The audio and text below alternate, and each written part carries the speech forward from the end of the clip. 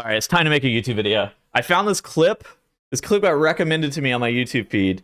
It was from Maximum Clips, and it's titled "Raid Buffs are actually good for the health of WoW raiding." I'm gonna take a look.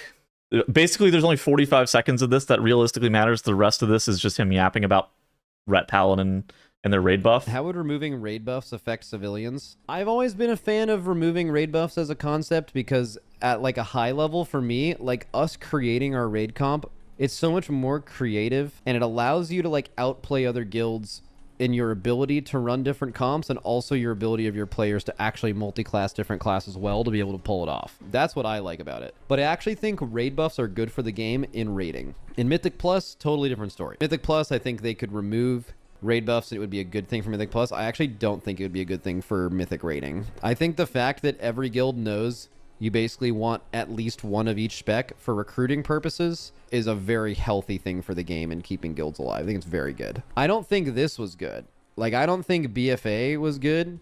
The only reason BFA was good in some people's eyes was it was closer to having 0. But like when we got to like Shadowlands numbers, it was like, okay, we're ramping up the raid buffs here. And then we got, these came throughout the expansion. Didn't have both Paladin buffs right away. And it... Okay, so then he just goes on about Paladin buffs and having 2 Paladin buffs and stuff like that. So first off, we'll talk about the pros and the cons of raid buffs. You know, I think that there's a lot of, I think there's some advantages. I mean, I think immediately he points out the fact that, you know, all of the classes actually do have some representation. The fact that there are basically 11 mandatory raid buffs. Evoker does have a buff that they do provide. You know, DK does have a buff that they do provide as well. So you can even go, pretty much every single class should, in theory, be seen in some capacity with the way that the Blizzard system is supposed to work. Now, the way, you know, and that's mostly how it works. Whenever you do any raid fight, whenever you're doing any boss, anything like that, you actually start by crafting your composition, and there are just a bunch of specs or a bunch of classes that are completely required, right? And I think that that's like actually a pretty, you know, an advantage of the system is that you're not actually forced to class stack what's OP that tier, if that makes any sense. Now, there are some things, you know, like Evoker, for example, that you either want 2 of them or you want 0 of them. And there's like no in between necessarily with Evoker, because you can't really have more than those. And if it's good at 2, or if it's good at 1, then it's good at 2. And if it's not good at 1, then it's good at 0. And so there's this kind of weird situation for Evoker. But, you know, the premise is there where Blizzard saw at some point people were, you know, 10 warlocks and stuff like that. Like if you go and watch like World First Not, people were class stacking like 6 and 7 warlocks and stuff like that, and Blizzard just didn't like how that looked, I think, optically, which makes sense for how raid buffs ended up happening just as a whole. Now, one thing he does say here, and something I actually heavily disagree with, is that it actually helps out guilds for recruiting. I actually think it's the complete opposite, and this is one of the biggest issues that I have with raid buffs just in general, is if you were in a 20-man guild and you were doing Mythic, which is the hardest level content, of course you want your raid comp to be optimal at any given moment, whether that be class stacking or whatnot.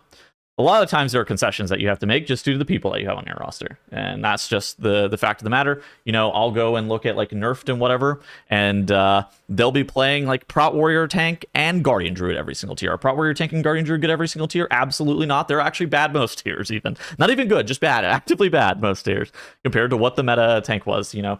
A lot of the times they are doing things like engineering belt knocking fire rack ads and stuff like that because they don't have enough DKs. And stuff like that is really silly, but those are the concessions that you have to make whenever you're not in a guild that has the optimal raid composition for each and every single boss or each and every single tier. And I think that one of the big things that was missed in this is how difficult it is to already recruit for raid just in general. And so while it is true that it gives a more diverse composition, while it is true that you know, going into each and every single boss that you need somebody playing these specs or these classes just to make sure that you do bring that first copy of that raid buff, whether it be Mark of the Wild, whether it be Chaos Brand, whether it be Atrophic Poison, whether it be Arcane Intellect. You do know going into that boss that you actually need that buff. The downside of this is you have to, whenever you're recruiting players, instead of recruiting the best available players a lot of times, or people that warm bodies that are just going to show up and participate in our raid, instead now we are trying to recruit the best player who also plays Havoc Demon Hunter. And that's kind of this weird situation where then the recruiting pool becomes a lot more slim, and it actually becomes a lot more difficult to actually field a 20-man raid. And so I actually think it's much harder to then field a composition for raid whenever these buffs exist. And that's kind of one of the biggest reasons that I would like to see these buffs go away. You know, not every guild is going to be like Liquid in the sense of they're basically no other guild is going to be class stacking as hard as Race to World First guilds. Even the Hall of Fame level guilds, they might do a little bit of class stacking whenever the season provides it, but very rarely are they going to class stack as hard and as frequent as these top end Race to World First guilds. Pretty often, as a matter of fact, the Hall of Fame guilds are just gonna have a worse comp than the Race World First guilds, and they're gonna have to figure it out anyways. And so, unless the fight requires class stacking, which I think in that case the fight needs to be fundamentally changed, because you know there are fights. I think Gahoon is a good example of this, where that fight just required 4 warlocks. I think that no fight like that should ever exist again. Like no matter what ends up happening, I think that's just dumb. Like you shouldn't have 4 warlocks that are required for anything. You shouldn't have 4 of one class that's required for absolutely anything. But assuming that the class stacking isn't that egregious, there's no reason that you can't play 2, 3, potentially even 4 copies of a same specialization, assuming that the reason that you're bringing it is because it's like the best damage. Then, if the game is balanced well enough, it's not actually going to be an issue, because then these other, you know, cutting edge, potentially not even cutting edge, just random mythic guilds who are trying to progress the raid, they don't really care that they don't have 4 demonology warlocks this tier, because it's not for gateway, it's because they were doing optimal damage. Now, talking about it for Mythic Plus, I actually think that raid buffs in Mythic Plus are less egregious than some people potentially think. I do think that they are kind of obnoxious, because there are specific polarizing raid buffs, you know, like Mage's Arcane Intellect and Warrior's Battle Shout, where say you were playing, you're basically, to have both of these in the same group, these specs have to be absolutely insane. Typically, it's about 1 spec a tier that you're playing through in terms of like the damage composition, right? So, for example, whenever I was making my tier list a couple days ago, I think that Mage is going to be the specialization that you're playing through most of the time whenever you're building your composition. There were other specs that I thought were good, like Beast Mastery Hunter, like Subtlety Rogue, right? These are specializations that I thought were really good, but where do they fit into a composition with a Fire Mage? Just generally speaking, the answer is that they can play with Fire Mage. It's not that it's necessarily impossible, but you get a lot more value whenever you're playing with these raid buffs with things like a Balanced Druid, with things like an Affliction Warlock, right? And so these specs, whenever the Fire Mage is the main character, do a better job of just like fitting in with them. Same with like the Arms Warrior, the Beast Mastery Hunter, and the Sub Rogue. Like say if Arms Warrior was the main carry here, Beast Mastery Hunter and Subtlety Rogue, Stonks would actually go up just in that case. So on one hand, I think it's pretty obnoxious that it can kind of limit the amount of creativity that you're going to have in terms of just your compositions that you're building for Mythic Plus. On the other hand, I do like how a lot of the times that's just kind of something that you have to factor in.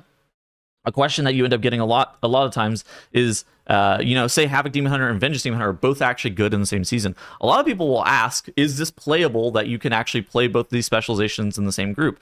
The answer is yes. There's nothing that's inherently stopping you, but both of those specializations better be the best at their potential role, right? Like Havoc Demon Hunter better be the best DPS, Vengeance Demon Hunter better be the best tank, because ultimately the Chaos Brand 5% magic damage is kind of part of the kit of the Demon Hunter. And it's something that you can actually just like math out and factor in, like how much damage are we getting from Chaos Brand? Would it be potentially more damage if we were going to opt into something else? But alternatively, you know, World of Warcraft specs aren't really balanced that well for AoE a lot of the times. And so, you know, you kind of take the best specialization. You don't really worry too much about the raid buff. And that's one of the things that's like, raid buffs are super impactful in a 20-player raid and far less impactful in a 5-man dungeon scenario. And I think that that's one of the advantages actually of the raid buffs themselves, is that they are so much less impactful in 5-man dungeon scenarios. Now that everybody has one, it's even less impactful, honestly, because more often than not, you weren't going to be class stacking in Mythic Plus anyways. Everybody brings a raid buff. More often than not, they have some utility to the group. You know, again, like there's some that the Arms Warrior might not have any utility to the raid buff. The Mage, if they were in a full melee comp, they might not have utility on their raid buff. But in general, they have at least some value to the 5-man group in some capacity. You won't see Aug. Maybe you'll see Dev. I mean, here's the thing: damage makes up for everything, right? Raid buffs aside, the ultimate contributing factor is throughput. At any given point, who cares about raid buffs? You always are going to take the specializations that have the best throughput, just time and time again. Where it doesn't matter if you have time spiral, it doesn't matter if you have DK grip. You might play one copy of these, but ultimately, at the end of the day, any specialization can be meta at any given point. If you give them a 20% damage buff or a 20% throughput increase, you can make any specialization meta, and it's not that hard. But I also think that the fact that DK doesn't have a raid buff, like it or not, people talk about grip as a raid buff. I actually don't think that DK not having a raid buff is necessarily fair. Because they've gone so far in the direction of these buffs in general. Everybody has one, but there's still a class here that doesn't. And honestly, a Voker buff is you could completely drop a Voker buff and never have one thought about it as well. Hunter buff is like almost completely useless. Rogue buff, for some reason, doesn't work on a bunch of damage. The Atrophic Poison doesn't work against environmental damage. It only works on damage that's sourced from the target. And so this is a situation that's a little bit weird. And so there's a bunch of raid buffs that are actually droppable if you absolutely had to class stack hard enough. And it's one of those things that I think that all classes should just have a raid buff. If most classes have a raid buff, I think that all classes should have a raid buff. But I think that the best case scenario for most players in this game, especially for recruiting purposes, especially for building compositions that are just honestly fun and just fighting back against the recruitment boss, I think that it would actually just be removing raid buffs. Because I do think while Noble, Blizzard doesn't want you class stacking, at the same point, very few guilds actually are class stacking. And if you're designing this because of the race to world first, I don't think we should be designing raid buffs just for the race to world first. That's kind of my thoughts on it. But yeah, that's it. Those are my thoughts on raid buffs just in general. I'm interested in hearing your thoughts down in the comment section below. Goodbye.